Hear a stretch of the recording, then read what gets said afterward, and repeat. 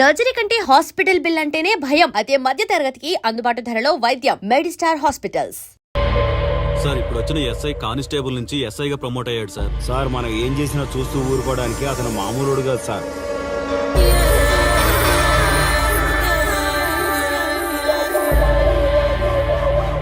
అతను మనకు అలవాటు అయ్యేంత వరకు మనం కొంచెం కంట్రోల్లో ఉందాం సార్.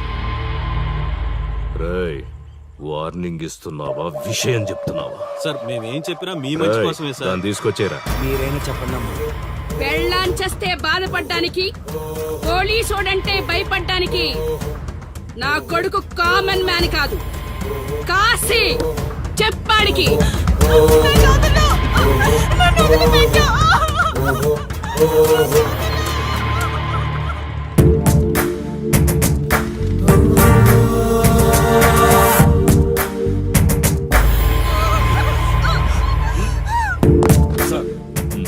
మీరున్నారంటే ఇక్కడ ఎంక్వైరీ చేయడానికి వచ్చాం సార్. కాశీ అంటే ఎవడెక్కడ? నా కొడుకు ఊళ్ళో లేడు. వస్తే కౌరెడతా, అప్పుడు రా. కనిపిస్తే అరెస్ట్ చేసి నీకు కబురెడతా, అప్పుడు నువ్వే రావాలి. నీ పెంపకం కరెక్ట్ కాదు. పదండి.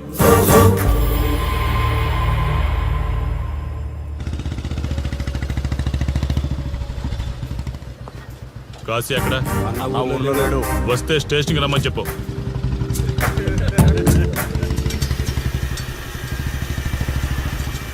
కాశీ ఉన్నాడా? ఇక్కడ లేడు. ఏమిటి సార్ ఆలోచిస్తున్నారు? ఆ కాశీ గురించేనా? మీరు ఈ ఊరికి కొత్త సార్. మీ కొత్తగా ఉంటుంది, వింతగా ఉంటుంది. మాకంతా అలవాటైపోయింది సార్. సార్, ఇతనిపై 120 కేసులు పైగా ఉన్నాయి సార్. అవి ఈ కాగితాలకే పరిమితమైనాయి సార్. ఈ పార్వతీపురం మండలంలో ఏ రాజకీయ నాయకుడు గెలవాలన్నా ఇతని మద్దతు తప్పనిసరి సార్. ఇతను 10 సార్లు గంజాయి స్మగ్లింగ్ చేస్తూ దొరికాడు సార్. పైగా 20 సార్లు దొంగ నోట్లు ముద్రిస్తూ పట్టుబడ్డాడు సార్. అంతెందుకు, మీరు అరెస్ట్ వారెంట్ పట్టుకుని తిరుగుతున్నారే, ఇలా చాలా మంది తిరిగారు సార్. కుదిరితే కొన్నాడు, కుదరకపోతే కొట్టాడు. మనకు కుటుంబాలు ఉన్నాయి సార్. నీ పేరుంటేనే వణుకు పుట్టాలన్నా.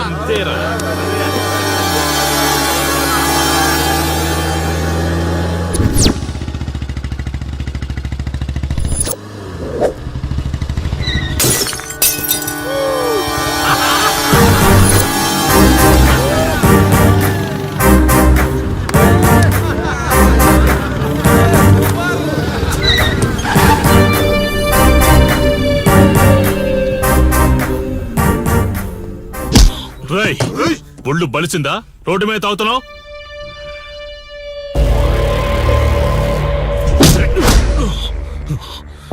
ఈ నర్సీపురం ఊర్లో కాశీ ఒంటి మీద చెయ్యేసావంటే కార్టికి టికెట్ కన్ఫర్మ్ అయినట్టే.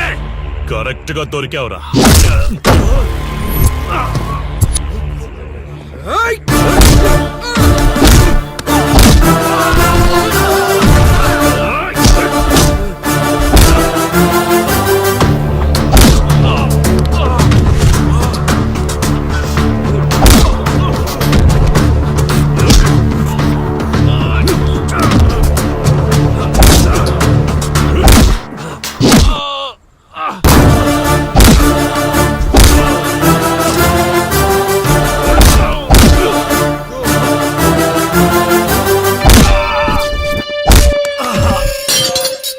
సార్, మీరు చాలా రిస్క్ చేస్తున్నారు సార్. నేను డ్యూటీ చేస్తున్నాను. 3 రోజులు గవర్నమెంట్ హాలిడేస్. నేను వైజాగ్ వెళ్తున్నాను. కాశీ అంటే భయపడే వాళ్ళని ఇంటికెళ్ళి భజన చేసుకోమని చెప్పండి. తిరిగి వచ్చాక వాడిని కోర్టులో ప్రొడ్యూస్ చేస్తాను. వాడిని వదిలే ప్రసక్తే లేదు.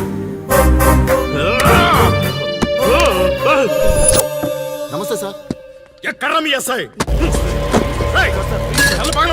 వద్దా? ఎందుకు వద్దంటున్నావు కాశీ? చెత్త నా కొడక, ఊర్లో కాశీని విధవం చేసి వదిలేద్దామనుకుంటున్నావా? కాశీ పేరు వింటేనే ఊళ్ళో ఉచ్చ పోసుకునేవాళ్ళు, కానీ ఇప్పుడు కాశీ ఫోటో కనిపిస్తే ఉచ్చ పోసేలా చేశాడు. ప్రాబ్లం నాది, పోయిన పరువు నాది. నేను చూసుకుంటాను పో.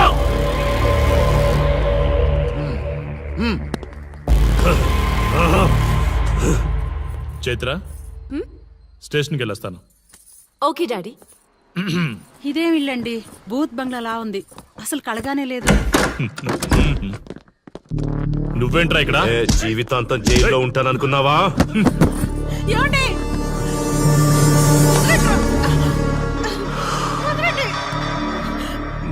నీలో అసలు అందమే లేదురా. రాయ్, ఏంట్రా వాగుతున్నావు? డాడీ ఏమండి? చైత్ర హే, మా డాడీని వదలండి వదలండి వదలండి. ఒక్క నిమిషం ముందు అబద్ధం చెప్పాన్రా. అందమంతా నీ ఇంట్లోనే ఉంది. ఎవరికెంత కసుందో తీర్చుకొని వచ్చేయండిరా.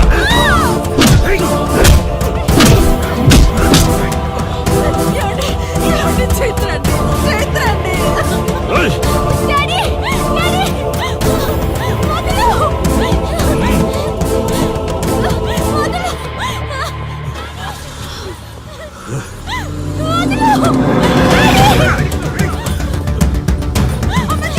రాయ్,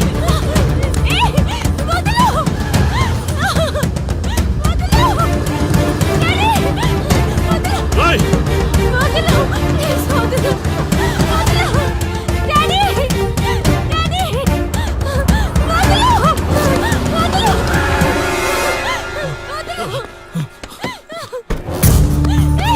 రా, రా, రా. నీ డ్యూటీ నువ్వు చేసుకో, తప్పు లేదు. నా పెళ్ళాం కేసులో వేలు పెట్టి నా గురించి తెలుసుకోకుండా ఈ ఊర్లో అడుగు పెట్టి నేనంటే భయపడే ఈ జనం ముందు నా మీద చెయ్యి వేశావు. అది తప్పు.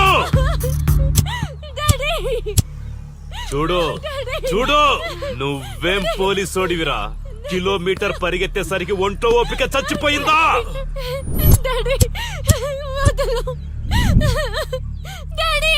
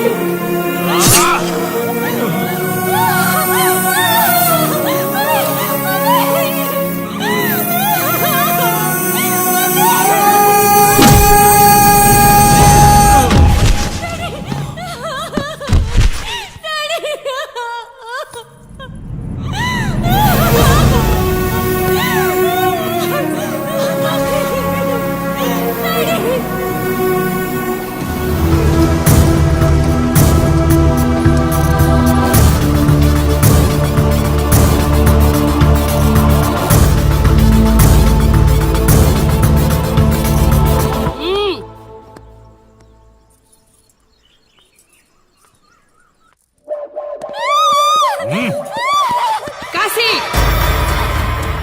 నొప్పి ఒక్క రోజు తెలిస్తే చాలదు. నువ్వు 3 రోజులు జైల్లో ఉన్నావు. అది జీవితాంతం మన ఇంట్లో బందీగా ఉండాలి.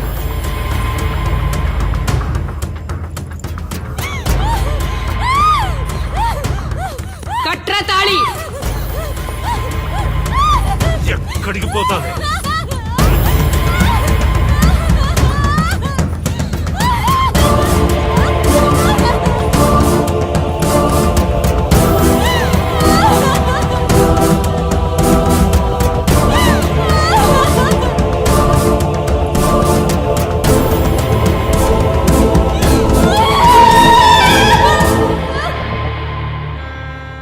ఆ దుర్మార్గుడి నుండి తప్పించుకుని నా దగ్గరకు వచ్చింది.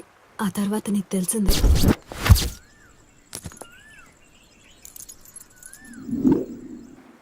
ఇంతకీ ఏ ఊరన్నావు? అదేదో పార్వతీపురం దగ్గర నరసీపురం అటబా, అంతేనా? ఒరే శర్మ గారు, ప్రయాణానికి సిద్ధం చేయరా.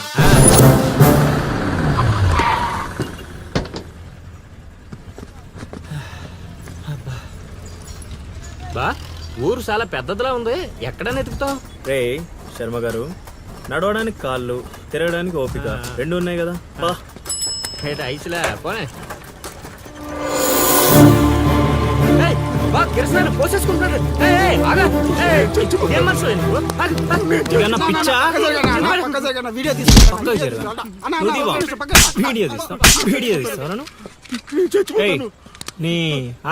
మాట్లాడుతున్నాడు కదా, ఆగలేవా? అసలు నీ ప్రాబ్లం ఏంటి?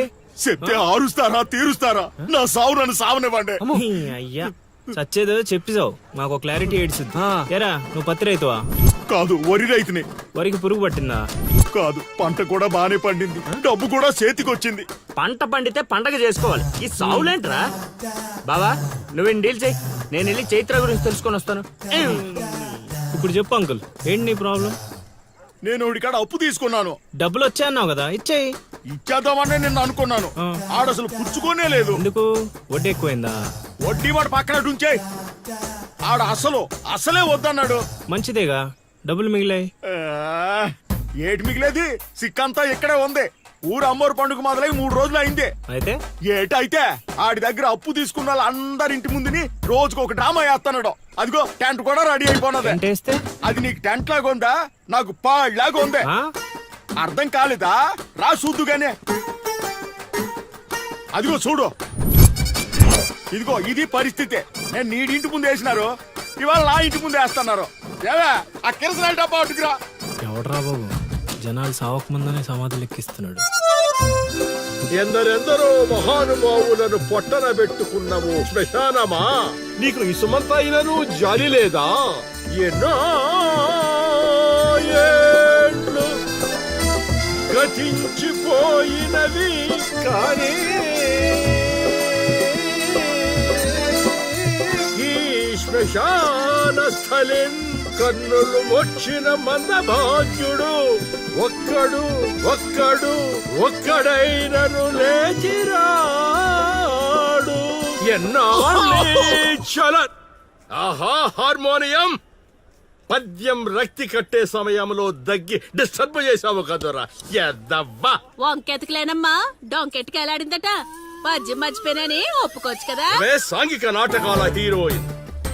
ఇంత గొప్ప హరిశ్చంద్ర నాటకములో నా పక్క అది నా పక్క చంద్రమతి వేషమంటే మాటలా, నాకే కౌంటరా?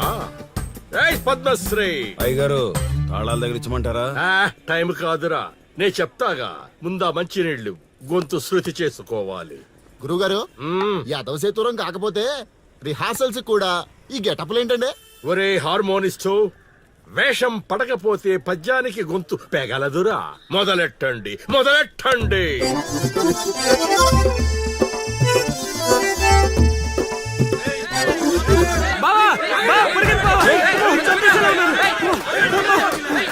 ఏం చేసావురా? నేనేం చేయలేదు బావా.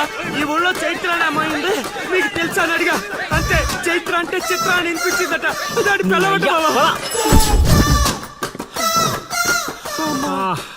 అరే శర్మగా, నీ ఎంత పని చేశారా? చైత్రాన్ని చిత్ర అనుకుంటేనే 10 కిలోమీటర్లు పరిగెత్తించారు బావా. ఇంకా నయం, డైరెక్ట్ గా వెళ్ళా కాశీగాడిని అడగలేదు. కూర్చోబడిపోతుంది బావా. అమ్మా, చైత్రం వెతికి రూట్ ఇది కాదురా. మరేంటో తమరే చెప్పండి బాబు. అమ్మా,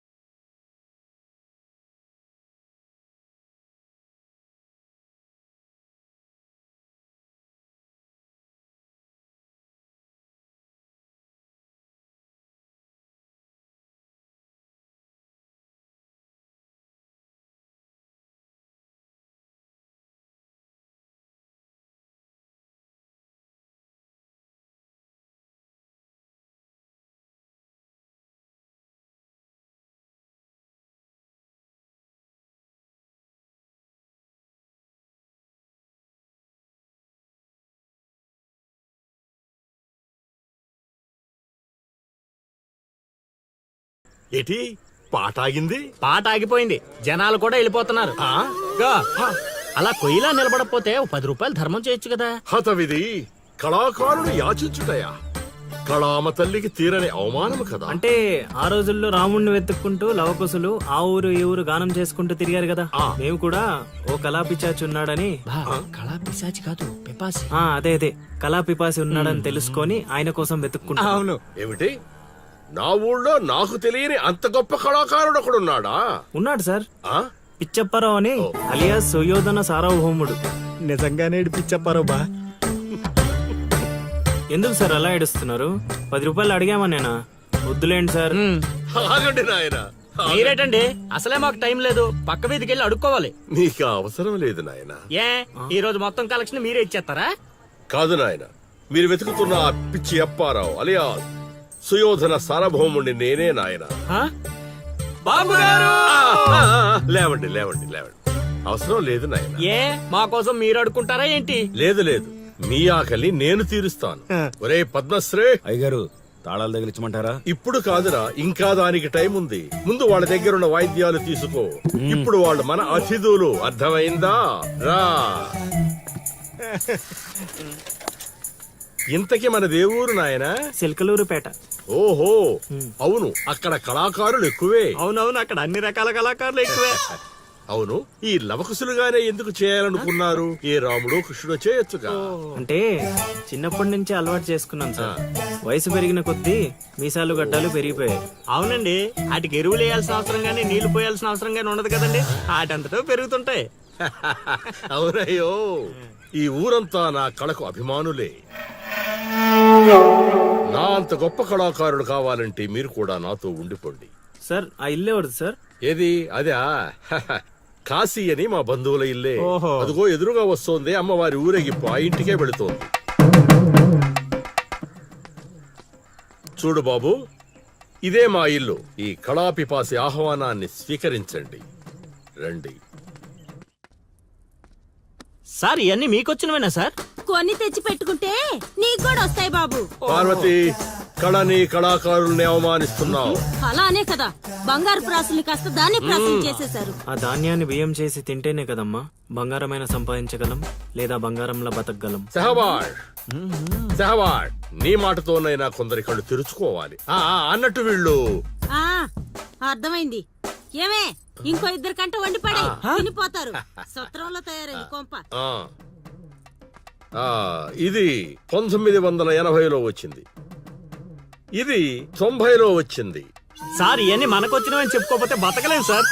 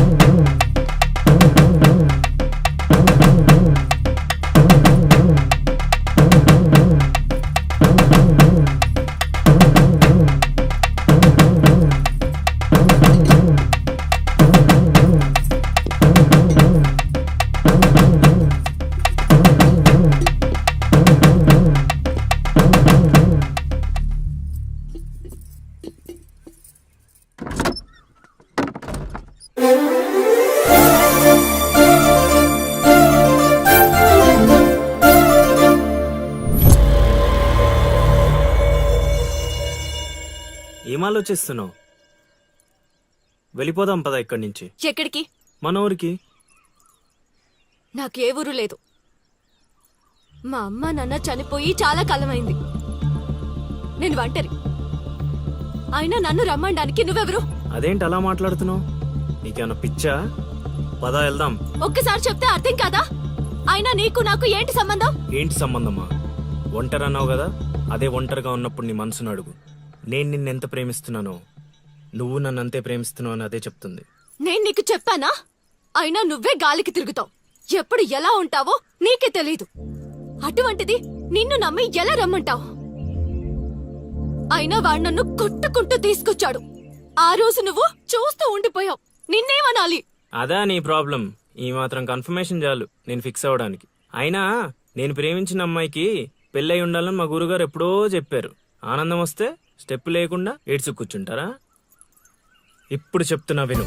తెలియకుండా తీసుకెళ్లిపోవడం, చెప్పకుండా లేపుకెళ్ళిపోవడం కష్టం కాదు, నాకిష్టం లేదు. తీసుకెళ్ళను లేపుకెళ్ళను అన్నానని నువ్వు దేనికి ఫిక్స్ అవ్వకు. ఎందుకంటే నా మాటకి నేనే ఫిక్స్ అవను. 24/7 ఎప్పుడైనా వస్తా. కొంచెం రెడీగా ఉండే.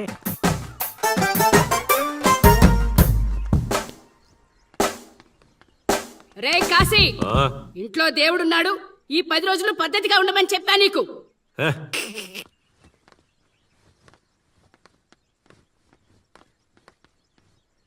రై, రై, రై, పడాదే, రై.